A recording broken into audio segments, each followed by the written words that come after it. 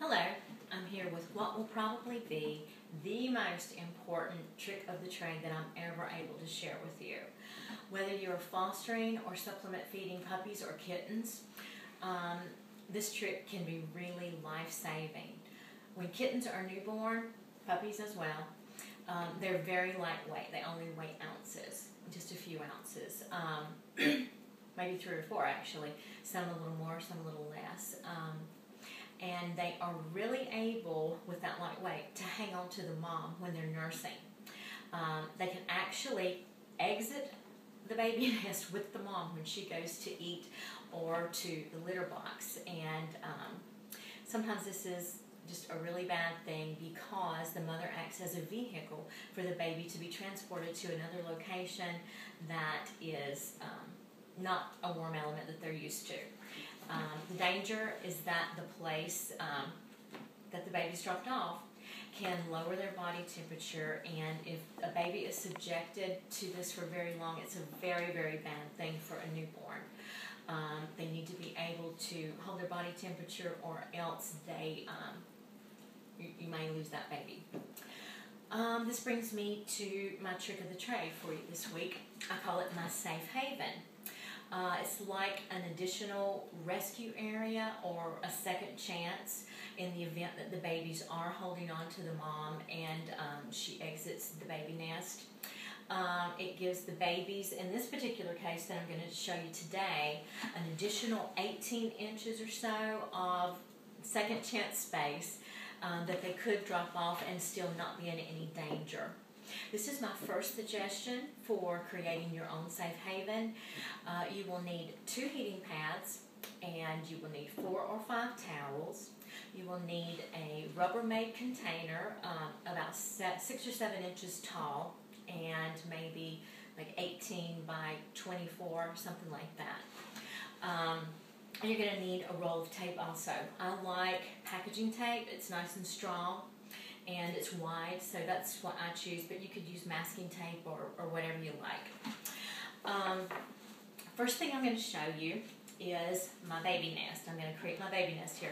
This, what I like, it's a jumbo size, actually hooded cat litter box, but I've never used it for that. I just bought it for the purpose of making a nice secure baby nest for my mom and babies. And so this particular brand is, if you can see that, it's Cat It, C-A-T and then I-T. I got it at PetSmart, and it was a little bit pricey. It was about $40.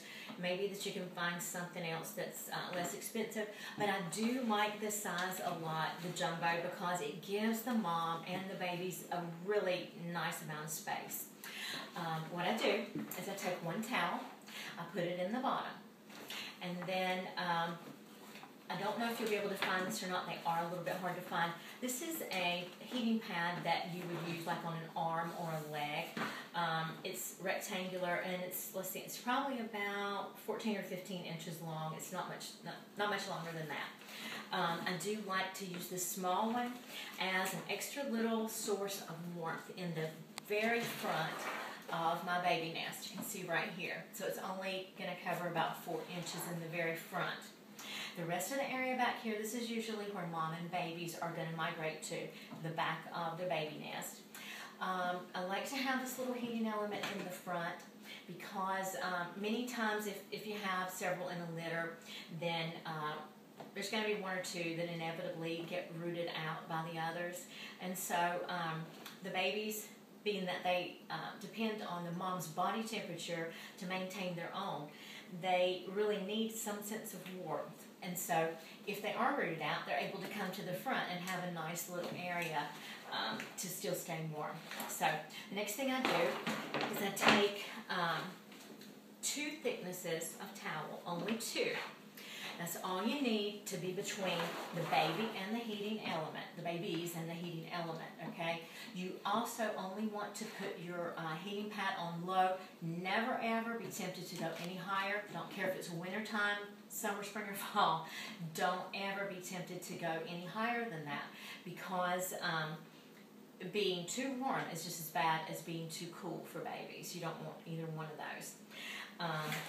So I don't by any means recommend that you heat the whole box either, because the mom's going to have enough body heat to give to the babies, and you don't need all that extra. This is just in the event that you have some that need a little extra warmth that are not right on top of the mom. So you always want a little rescue area for the babies in case they don't want all that heating element, okay? The next thing I'm going to do is I'm going to tape my cord to the side of the box so that heating pad does not shift around, okay? Then I'm going to put my lid back on. Now, this one, as I said, is a jumbo, and it came with a little flap here, a little door, but I just took that off because I think that the mom would appreciate that too much, so I took that off. And it has 2 snaps on the side to hold it into place. It's really a sturdy choice. If you like this litter box, I really can recommend it to you. The second thing I'm going to do, I'm going to push that to the side just a little bit, hoping it doesn't completely fall off the table here. I'm going to start with what I call a safe haven. And the same thing in this box. This is a Rubbermaid container, and as you can see, it's about 6 or 7 inches, a little bit taller than my hand here. So maybe about 6 inches tall. You don't want it real tall. You just want something that will be like a catch-all in case the babies do exit with the mama. Okay, so again, I have my towel in the bottom. And then I have a regular square heating pad. If you are unable to find the type of heating pad that I've shown you for the baby nest, it's okay if you get a square one. Just sort of snug it up the side of, right here, you're going to snug it up the side a little bit. So you're not going to be using the whole thing. You want to make sure that mom and the babies have plenty of room in the back, that they don't have to be on the heating pad if they don't choose to. Okay? So it's the same. I've got my little escape area over here with absolutely nothing, no heating element. And then I've got my heating pad on the side. So then I'm going to put 2 layers, 2 thicknesses of towel. Again, the heating pad should never be higher than low. And 2 layers of towel thickness is all you need. Okay? So then the next thing I'm going to do, secure that heating pad as well with another piece of tape on the side. And then I'm actually going to bring it in the front.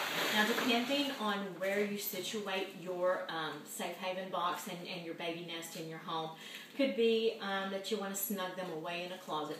You know, if you have a little closet adjacent to the master bedroom, could be you want to use, if you have a little nursery room, or it might just be a spare bedroom. Whatever you choose.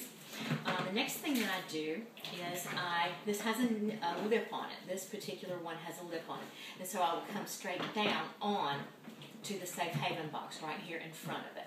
And you can leave it long ways like I have mine, or if you have the ability to put it long ways like this, that's super, because you have even more length or second chance for the babies. But if you have limited traffic area, then you may want to leave it like this. Anything you can give them, any amount of space is all a plus. So whatever you can do. Next thing, I'm going to secure the 2 together. I'm going to put one here and secure it to the Rubbermaid container in the event that mom steps out. We don't want this to shift. And so it's going to stay right there attached to the other one. Okay? Now, I will be offering another example, another suggestion of construction for your own safe haven box in another video to follow. It will be labeled Safe Haven 2. And I highly recommend this trick because it has saved me on numerous occasions. I can't tell you how many times I've gotten up in the middle of the night to come in and check on the babies and find 1 or 2 that have truly dropped off. You may think that the mom has put the babies out there, but it's actually not the case at all. She really does. If she has a safe place for them, a nice warm location, and it's dry and she feels safe, she's not going to want to move them somewhere. So if the babies have indeed fallen into your safe haven box, rest assured that it was not the mom's doing. Some people do think it's the mom. The next thing I want to tell you is be very careful when you select your heating pads, because while the new safety feature that you'll see on many heating pads. It has like a 2-hour shut-off. That is a good thing for safety feature, but in this case, it's not a good thing. So you need to be very careful. You may end up having to purchase the old heating pads. eBay is a good place to find them. And you need to just be really sure that it's not an automatic shut-off. Read the details very closely. Because if you buy one that has an automatic shut-off, they're usually 2 hours. So if you've got a little safe haven that's warm for 2 hours, that's only going to be good for 2 hours. What if it happens 6 or 8 hours later? It's not a benefit for you. So do be careful that you are getting a heating pad that does not have an automatic shut-off. Every 24 hours, it's also a good idea to just switch it on and off for about maybe 15 minutes just to give it a little break, and then switch it back on again. But remember, always on low, okay? This trick has certainly helped me, and I hope that it will help you too. And thank you so much for watching, and we'll see you next time.